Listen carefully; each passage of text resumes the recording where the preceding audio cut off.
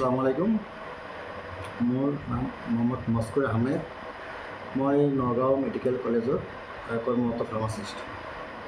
আচলতে এইটো প্ৰেৰণাটো দেখাক দেখি আহে।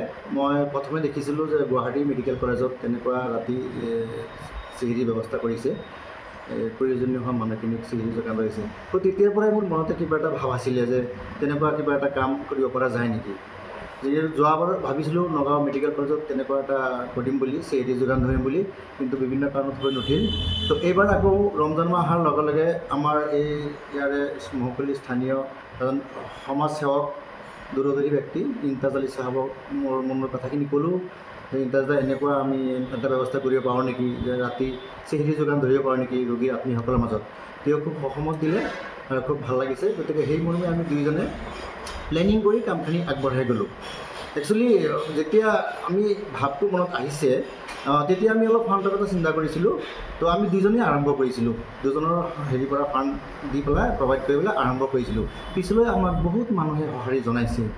গতিকে আমাৰ এটা উদ্দেশ্য আছিলে যে যেতিয়া মানুহৰ বেমাৰ হয়, হঠাৎ তেওঁলোকে তেলটোপৰা লৈ পেলাই হস্পিটেলত আহিব লগা হয়, তেতিয়া তেওঁলোক ইয়াত আহি পেলাই এই ৰমজান মাহটোত যেতিয়া আহে, তেওঁলোকৰ ইয়াত আহি পেলাই উপযুক্ত চিকিৎসা ব্যৱস্থাটো নাপায়। হয়তো ৰাতি তেওঁলোকে চিকিৎসা খাবলৈ সাৱধানী খাব লগা হয়। আৰু মই কৰ্মসূত্ৰে মই ইয়াত আছোঁ আৰু মই প্ৰেক্টিকেলি বস্তুখিনি গম পাওঁ, অসুবিধাখিনি। কেতিয়াবা অকল চিৰা এমুঠি খায়,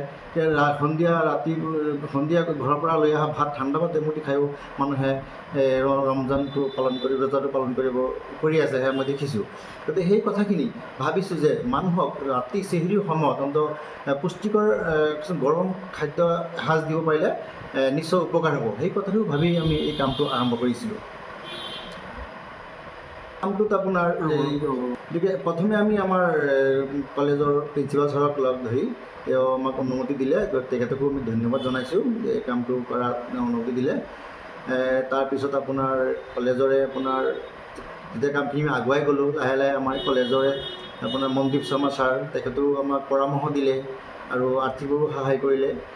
কলেজৰে আপোনাৰ শফিক আহমেদ ছাৰজন, ডক্টৰ হুছনি মুবাৰক তেখেতেও আমাক আৰ্থিকভাৱে সহায় সহযোগিতা কৰিছে আৰু আপোনাৰ পৰামৰ্শ দিছে।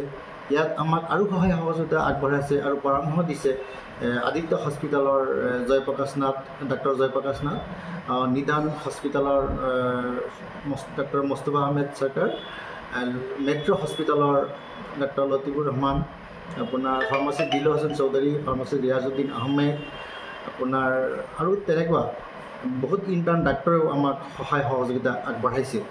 আৰু এই কৰ্মটো সুচাৰুৰূপে চলাই নিয়াৰ কাৰণে আমাৰ নগাঁও মেডিকেল কলেজত আমাৰ ইণ্টাৰ্ণ ফাৰ্মাচীৰ ছাত্ৰসকলে বহুত সহায় সহযোগিতা আগবঢ়াইছে। তেওঁলোকে খাদ্য পৰিৱেশন কৰাৰ লগতে ৰাতি আপোনাৰ পেচেণ্টৰ এটেণ্ডেঞ্চখিনিক ৱাৰ্ডে গৈ জগাই দি মাতি আনিছে, সিমানখিনিলৈকে কৰিছে। আৰু এই কামটো সম্ভৱপৰ নহ'লে হয় যদি আমাৰ 3জন ৰান্ধনী, আপোনাৰ আশ্ৰাফুল, আপোনাৰ আমিৰ হুছেইন আৰু ৰফিক, এই 3জন মানুহে দিনে ৰাতিয়ে কষ্ট কৰি বজাৰ কৰাৰ পৰা ৰান্ধি পৰিৱেশন কৰালৈকে তেওঁলোকে অশেষ কষ্ট কৰি আমাক আপোনাৰ এই কামটোত সহায় কৰিলে।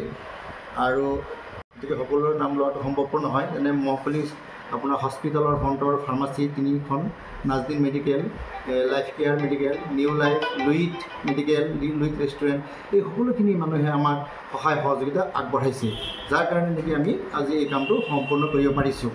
আৰু এটা কথা হ'ল কি, চবতকৈ ধন্যবাদ জনাইছোঁ আৰু লগত ধন্যবাদ জনাইছোঁ আমাৰ ৰোগীৰ আত্মীয়সকলক, যিসকলে আমি পৰিৱেশন কৰা খাদ্য খাইছে, তেওঁলোকে খাই পেলাই আমাক কৃতজ্ঞ কৰিছে।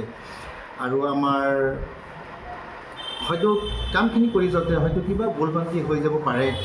গতিকে সেই ভুলভ্ৰান্তিখিনিৰ কাৰণে আমি সকলোৰে ওচৰত ক্ষমা বিচাৰিছোঁ। আৰু মনত ইচ্ছা এটা আছে যে অহাবাৰলৈ যে তেনেকুৱা এটা কাম কৰিব পাৰোঁ, অহাবাৰলৈ আমি ৰমজান মাহত আপোনাৰ চিকিৎসাৰ যোগান ধৰিব পাৰোঁ আৰু ইফতাৰৰ যোগান ধৰিব পাৰোঁ, দুয়োটাই ধৰিব পাৰোঁ, মনত আশা আছে। আৰু ইয়াত এটা কথা হ'ল কি, চাওক, আমাৰ এই চেহেৰি আৰু ইফতাৰ এই দুইটা বস্তু অকল যে ৰোজা ৰখা মানুহে খাইছে এনেকুৱা কথা নহয়।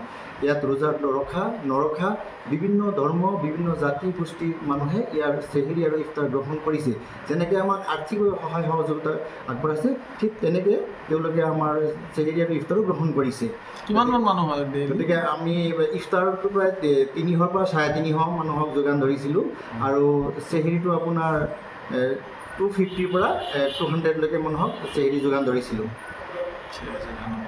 গতিকে আমি এটা সম্প্ৰীতিৰ বাৰ্তা প্ৰেৰণ কৰিব খোজোঁ। গতিকে আমি অসমত হিন্দু মুছলমান বা অন্য ধৰ্ম জাতি গোষ্ঠীৰ মানুহে সমিলমিলেৰে থাকিব বিচাৰোঁ। আমি ইয়াত বিভেদ নিবিচাৰোঁ।